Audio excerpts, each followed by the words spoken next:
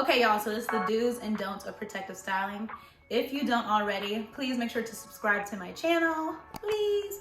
If you are already a subby, welcome back, welcome back, welcome back. I can't sing, never claimed to, but you get the picture.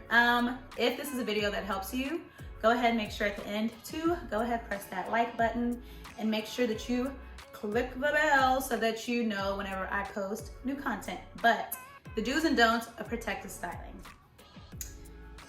These are not all the do's and don'ts, obviously, but these are a few that I know personally work for me, so I know that they will work for you. And if you have any extra tips that you want to add, pop them in the comments. You know how we do this. You know how it goes. So, jumping right in. Some do's. I'm going to start with the do's, and I'm going to end, actually, no. I want to end on a positive note. I'm going to start with the don'ts, and then end with the do's. Yeah, you know, keep it light. So some don'ts. One of my main don'ts that I always tell my clients in my consultations is not to leave your protective style, a long-term protective style such as like this or faux locks or anything along those lines. Don't leave them in longer than a month and a half. A lot of people like to object to that, like, oh, I keep mine in for 5 months, 2 months, 3 months. It's not the best solution or situation for your hair, because when your hair are in protective styles, they go through sort of a drought period where they don't receive as much moisture as they typically do whenever your hair is out and breathing. So since your hair is going through that drought, we don't want it to be in a drought for too long. So I always suggest no more than a month and a half. I stick to the month mark just because of my scalp. My scalp starts to scream at that month mark, so I tend to keep it at a month. The next don't. Do not get styles that are too tight. So, you know, a lot of people have switched over to knotless braids. That's less tension than your classic box braids. If you're gonna do any kind of faux locks or anything along that nature, make sure that they are not too tight. Even your knotless braids, make sure that they're not too tight, because that tension will cause breakage and scalp irritation, which is very uncomfortable. So yeah, don't do that. Another don't. I've seen this happen several times, and it is drastic every single time. So make sure that whenever you're taking your protective style down, so like your braids, make sure that whenever you take them down, after each braid that you take down, you detangle from the root, because you know the gunk and the buildup is at that root of your hair where you started your protective style. So make sure that you detangle before you wash, because if you try to just jump in the shower and wash your hair out without detangling those roots, first of all, you're gonna be in the shower all freaking day. Second of all, if you're lucky enough to not be bald by the time that you come out, you're gonna lose way more hair than what you would if you just go ahead and detangle before getting into the water, because that water mats it up even more than what it already is and creates a situation you don't want to be in. Trust me. Another don't is adding extra tension to your hair. So if you do have a protective style that's a little tight, or if you have one that's extremely tight, definitely don't add any more tension. But if you have a protective style looser, kind of like how mine is, do not put it in any of those styles, like a really tight pony or really tight bun or any other style that is adding any unnecessary tension. So if you're gonna do a pony, or you're gonna do a bun or an extra braid or whatever it is, however you wanna style it, Bantu knots, I see that a lot, make sure that you are not doing them too tight to create that tension that we're trying to avoid. And my last don't for this video, I have several more, but my last don't for this video is do not jump from one protective style straight into another one. And this is another controversial topic, but a lot of people are like, well, protective styles grow my hair. I go from protective style, I've done that my whole life. I had a protective style for an entire year. Jump, jump, jump. Again, back to that whole drought situation that your hair is going through, going without that deep conditioning treatment, going without that protein treatment, going without that moisturizer, without water most times. You don't want to go from a drought situation to another drought situation. You want to give your hair the chance to breathe, so that first of all, you're able to do all your different treatments that you need to rejuvenize, is that even a word? To bring life back into your hair, so that you're not going from one brittle situation to the next. So Do not jump from one protective style into the next protective style because your hair needs to breathe. It needs to have those treatments. It needs that moisture put back in if your goal is length retention.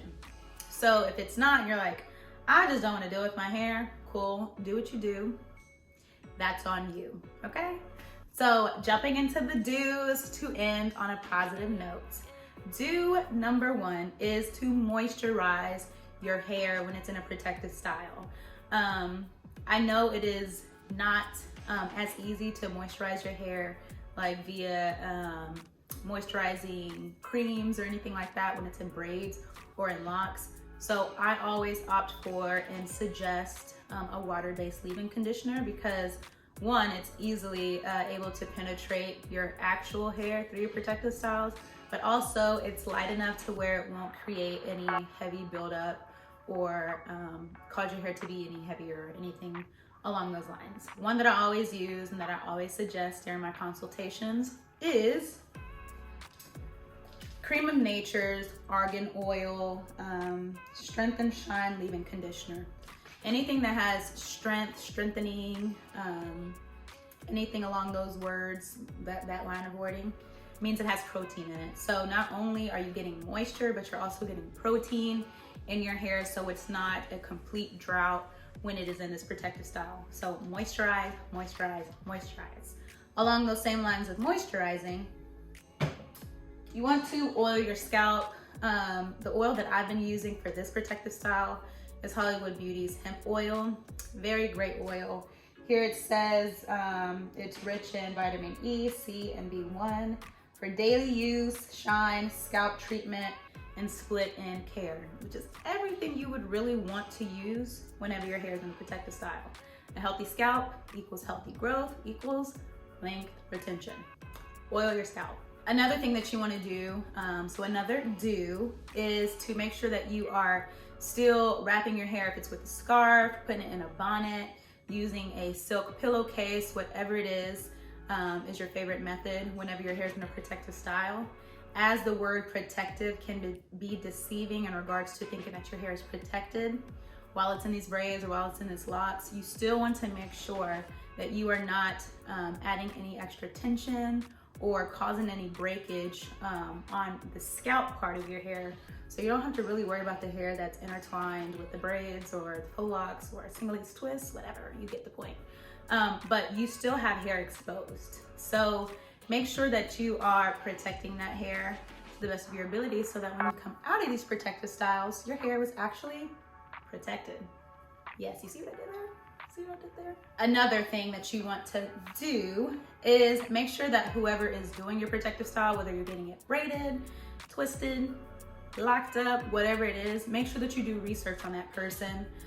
Whether you go through their portfolio of people who they have done past work on to see how tight they do their styles, the technique that they use, the hair that they use, the products that they use, to make sure it's something that you're not allergic to, but also making sure that the reviews are positive in regards to how people enjoy the experience, as well as how their protective style held up over time. Do the research. Picture's worth 1,000 words, but a video is worth more. So do some research. It'll save you the trouble in the end for sure. But if you're doing it yourself, kudos to you, girl, because that's what I do, and it's a lot of work and a lot of time. But the last do for this video is to make sure that whenever you're going into a long-term protective style, to do a deep conditioning treatment. Again, going back to the whole drought situation that your hair is about to go into for a month and a half, no more than a month and a half, but you want to put as much moisture into your hair as you possibly can before it gets into these protective styles and goes through that drought. But also, whenever you do take your protective style down, make sure that you try to do a protein treatment. Whether it is a extreme protein treatment, my hair is not a fan of protein, so I typically do a softer protein treatment. So I opt for something like Apog's 1 Minute Keratin Reconstructor.